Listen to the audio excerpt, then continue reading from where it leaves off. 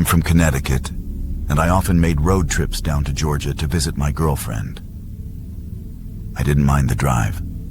I loved the freedom of the open road. I've driven across the United States and back, all on my own. There's something about traveling the highways by yourself that's just so freeing. To save money, I'd sleep in my car. It felt like camping in a metal tent. I'd recline the seat, keep the key in the ignition just in case, and doze off. I never put anything up to block the windows for privacy. Maybe I should have. The trip down south was a comfortable 2-day drive. I'd usually stop somewhere along the Virginia-North Carolina border. On my last trip, that's exactly where I stopped for the night. Rest stops were quieter than truck stops, and I was exhausted, so I pulled into the first one I saw.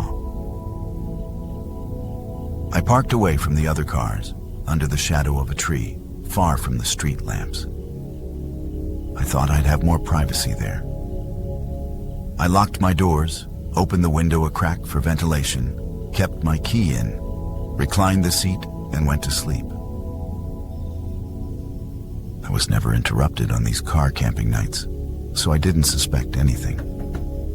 But then, a sharp tap woke me up. At first, I thought I heard it in my dream. I opened my eyes, confused. I was leaned back, facing the ceiling, unable to see anything. Another tap followed, irregular and persistent. Was it raining? Was water dripping onto my windshield? I was under a tree. Maybe something fell from the branches. Or maybe it wasn't an animal at all. The thought occurred to me that it might be a person outside. What did they want? Were the doors locked? Yes. The keys were in the ignition. I could leave in an instant. But I lay there still, pretending to be asleep, hoping they'd go away. The tapping continued, and I knew I had to do something. My heart was pounding, deafeningly loud. Whoever was out there could probably hear it. I decided to look, to see what was making the noise. So, that's what I did. What I saw sent a jolt through my entire body. There, on the windshield, was a face. A woman, I presumed, was lying on my hood, her face pressed against the glass. Her grin was wide, her eyes rolled back, showing only the whites. Her skin was sickly pale, contrasting her long, filthy black hair. I froze in terror. This woman was clearly not in her right mind. I don't know how long I sat there, paralyzed. Finally, I got a grip on myself and shot my hand to the ignition. The car turned over, making the most beautiful sound I'd ever heard. I reversed as fast as I could, trying not to give her time to react. In my panic, I remember activating the windshield wipers, futilely trying to get her off. Was I about to drive away with her on my hood? Thankfully, I didn't have to worry about that. As soon as I stopped, she leapt off, landing on all fours. Seeing my chance, I shifted into drive and gunned it, just as she reached for the driver's side door. With my foot on the gas, I sped out of the parking lot.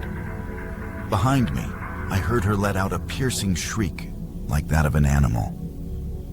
I glanced in my rearview mirror and, for a split second, thought I saw her chasing me, running on all fours. I couldn't get a good look as I rounded a curve in the road leading out of the rest stop and merged with the highway. There, I picked up speed and drove through the night. I didn't dare stop again until I saw the morning light. Even as the sun rose, the woman's face lingered in my mind. Her grin, her eyes, the way she moved.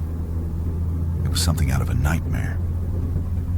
I couldn't shake the feeling of unease, the sense that she was still out there, somewhere. As I continued my journey, I couldn't help but glance in my mirrors, half expecting to see her again. The highways that once felt freeing now felt like a labyrinth of shadows and uncertainty. I finally reached Georgia, but the encounter haunted me. I told my girlfriend about it, trying to make sense of what happened. Was it a prank? A figment of my imagination? Or something more sinister? The rest of my trip was uneventful, but the woman's face stayed with me.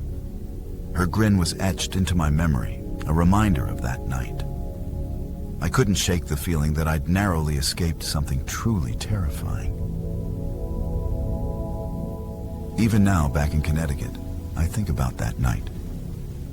The highways don't feel the same.